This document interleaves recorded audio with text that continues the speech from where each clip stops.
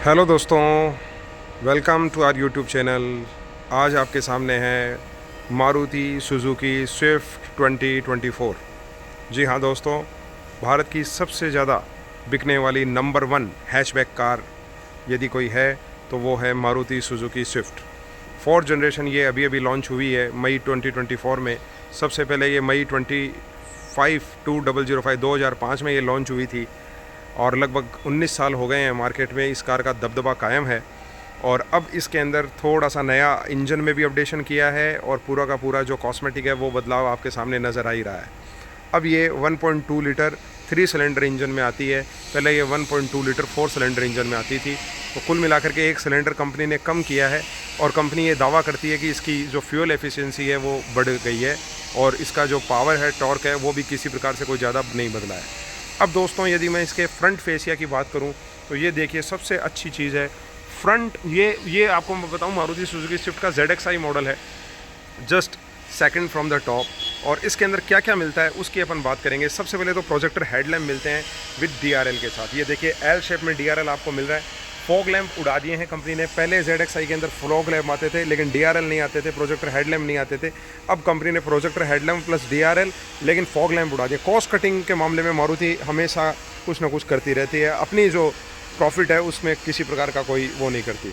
तो कुल मिलाकर के ये देखिए दोस्तों, ये इसकी फ्रंट ग्रिल जो एकदम से पियानो ब्लैक फिनिश के अंदर आपको नज़र आ रही है। ये जो क्रोम का जो आउटफिट आप देख रहे हैं ये दोस्तों आपके एसेसरीज़ का हिस्सा है और नीचे ये जो ब्लैक इक्विपमेंट आपको नज़र आ रहा है ये भी एसेसरीज़ का हिस्सा है। तो इसको मैं आपको कंफर्म कर देता हूँ, ये थोड़ा आप ध्यान रखें। अब हम इसका एक एक करके इसका देखेंगे क्या क्या इसके अंदर आता है। ये देखिए दोस्तों, ये भी स्टैंडर्ड इक्विपमेंट का हिस्सा नहीं है, एसेसरीज़ का हिस्सा है। और ये ग्लाइड्स जो आपको नज़र आ रही हैं ये भी एसेसरीज़ का हिस्सा है। अब यदि मैं आपके प्रोफाइल टायर की बात करूँ तो इस बार इन्होंने अलॉय व्हील का डिज़ाइन बदला है। ये नॉर्मल अलॉय व्हील है जिसके अंदर किसी प्रकार से कोई कॉस्मेटिक बदलाव वैसे नहीं किया है, आपको केवल वाइट कलर में मिलता है। टायर साइज़ की इन्होंने वही रखी है जो ब्रिजस्टोन के टायर इस बार इन्होंने दिए हैं। इसमें 15 इंच, जी हाँ, 185/65 R 15 इंच का ये टायर है। 185/65 R 15 इंच। ये देखिए दोस्तों, ये यहाँ पर आपको मिल रहा है। लेकिन ये जो इसका अलॉय व्हील है ये काफ़ी खूबसूरत नज़र आते हैं, स्टैंडर्ड अच्छे लगते हैं। आइए, ORVM पर ही इंडिकेटर की प्लेसिंग की है। LED बेस्ड ORVM है। रिक्वेस्ट सेंसर है, ZXi मॉडल है तो इसलिए आपको रिक्वेस्ट सेंसर मिलेगा। इसके अलावा यहाँ पर जो पहले आपके बैक डोर पीछे यहाँ पर आता था वो यहाँ पर इस बार वापस अपने स्थान पे आ गया है। ये एसेसरीज का हिस्सा है। ये देखिए दोस्तों, आपको मैं अंदर भी लेकर के चलूँगा। सबसे पहले A pillar black, B pillar black और C पिलर भी ब्लैक और यहाँ पर पियानो ब्लैक फिनिश का थोड़ा वर्क किया हुआ है। अब यदि मैं पीछे की लगभग इधर फ्यूल टैंक की यदि मैं बात करूं दोस्तों तो लगभग 37 लीटर का फ्यूल टैंक है। और पीछे आपको नज़र आएगा दोस्तों रियर वाइपर, वॉशर और डीफॉगर, तीनों चीज़ें आपको मिल रही हैं। स्पॉइलर एसेसरीज़ में आता है।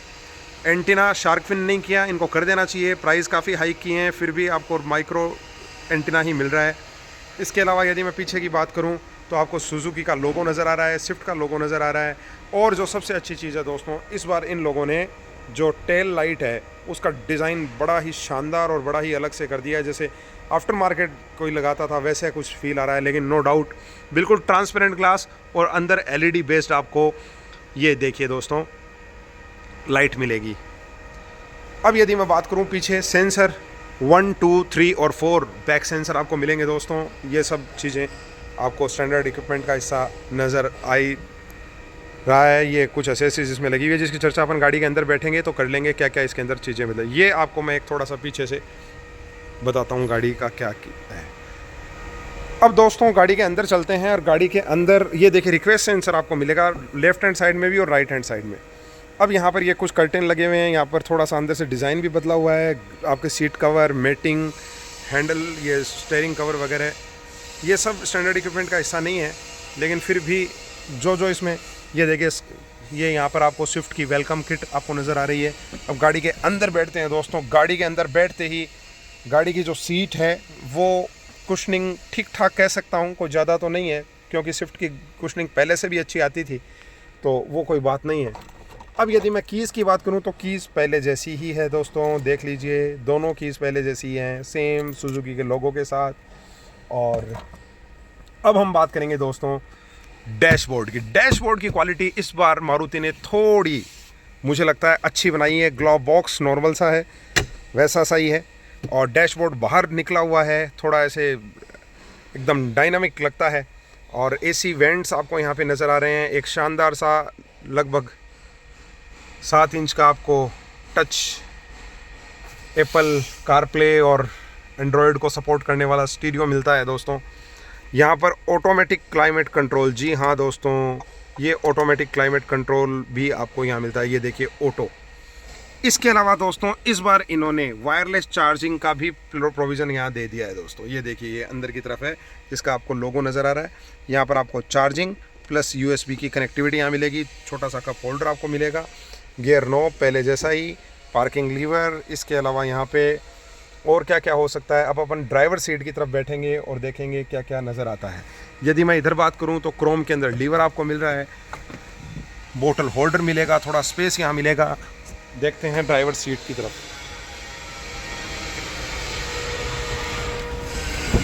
ड्राइवर सीट पर बैठते ही दोस्तों सबसे पहले तो यदि मैं बात करूं तो सीट का आप देखिए स्पेस काफ़ी, ये तो हालांकि कवर लगा हुआ है, तो आप ये देखिए। अब एयरबैग 6 एयरबैग स्टैंडर्ड कर दिए हैं, तो कवर की जो बनावट है वो भी चेंज कर दी गई है। ये देखिए दोस्तों, यहाँ पर इनको अलग करना पड़ा है। यस, चलिए खैर, अंदर बैठने के बाद में आपको महसूस होगा गाड़ी की फीलिंग। तो नो डाउट दोस्तों, सीट के मामले में मारुति का कोई जवाब नहीं है। शानदार कुशनिंग है, आपको होल्ड करके रखती है सीट। अब ये इंजन स्टार्ट स्टॉप का बटन यहाँ दे दिया गया है, hill hold, electronic stability program. इसके अलावा आपके ऑटो, इसको यदि आप ऑन कर दोगे ट्रैफिक पे, अपने आप गाड़ी ऑफ हो जाएगी, जैसे ही आप क्लच दबाओगे ऑन हो जाएगी। ये सब चीज़ें फंक्शन सामान्य रूप से दिए हैं। ORVM भी आप यहीं से ऑन ऑफ कर सकते हो दोस्तों। ये देखिए ORVM, और ये इसकी कीज़, पावर विंडोज़ के सारे स्विच यहाँ हैं, सेंट्रल लॉकिंग है यहाँ। ये एसएसएस का हिस्सा है दोस्तों, ये ध्यान रखें आप। और इसके अलावा गाड़ी का जो MID मीटर है वो मैं आपको दिखाता हूँ दोस्तों कैसा क्या है। ये देखिए MID मीटर आपको नज़र आ रहा है सामने, शानदार सा। तो अब आपको दोस्तों ये देखिए दोस्तों, MID मीटर पूरा का पूरा डिजिटल कर दिया। लेकिन एक चीज़ थोड़ा सा मेरे को समझ में नहीं आ रहा, मारुति वालों ने इधर की तरफ RPM तो 1 मिनट दोस्तों, इधर तो RPM की तरफ तो क्रोम की एक गार्निश दी हुई है, लेकिन किलोमीटर की तरफ नॉर्मल दिया हुआ है। तो ये पता नहीं क्यों इन लोगों ने किया है। इधर भी इनको ऐसा करना चाहिए था ताकि इक्वल लगते, लेकिन अब ठीक है जैसा भी है। तो इसके अंदर आपको टाइम दिखाएगा, कौन सा गेट खुला है वो बता देगा, सीट बेल्ट किन किन लोगों ने पहन रखे हैं नहीं पहन रखे वो इसमें इंडिकेटर कर देगा। रियर सीट बेल्ट भी रिमाइंडर यहाँ मिलेगा। ऑटोमेटिक क्लाइमेट कंट्रोल का टेम्परेचर आपको मिलेगा।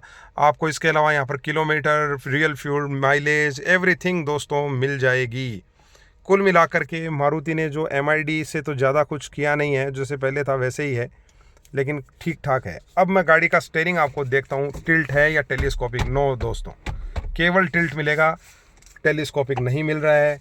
टच आपके सामने है, शानदार सा टच है, और नो डाउट ये देखिए दोस्तों, शानदार आपको AC भी इसमें मिलने वाला है। फ्लो, एयर का फ्लो काफ़ी अच्छा है। तो कुल मिलाकर के दोस्तों एक वैल्यू फॉर मनी कार यदि आप ढूंढना चाहते हो, लेकिन दोस्तों वैल्यू फॉर मनी तो नहीं रही है, क्योंकि जैसे ही गाड़ी 4th जनरेशन में एंटर हुई है, मारुति ने इसकी रेट्स, प्राइजेस काफ़ी ज़्यादा इंक्रीज़ कर दी है दोस्तों। पर नो डाउट देश की पसंदीदा गाड़ी है, नंबर 1 कार है, तो लोग इसके प्रति इसके जो बायर हैं वो तो ये मान करके चलो काफ़ी उत्सुक हैं कब नया मॉडल आए। खूब बिक भी रही है। आपका क्या ओपिनियन है, अपना ओपिनियन शेयर करें। चैनल पे नए हैं तो सब्सक्राइब करें, चैनल को लाइक करें। और इसमें देखिए दोस्तों, क्रोम के ऊपर पार्किंग मिल रहा है, ये गियर लीवर मिल रहा है। अब मैं गाड़ी के पीछे की सीट पर बैठता हूँ और देखता हूँ क्या क्या आपको यहाँ मिलने वाला है।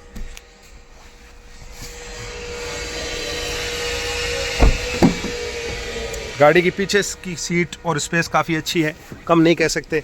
यहाँ पर आपको रियर AC वेंट्स मिलने लग गए हैं ZXi में। यहाँ पर USB power, micro USB charge भी है, और इसके अलावा C पोर्ट भी है।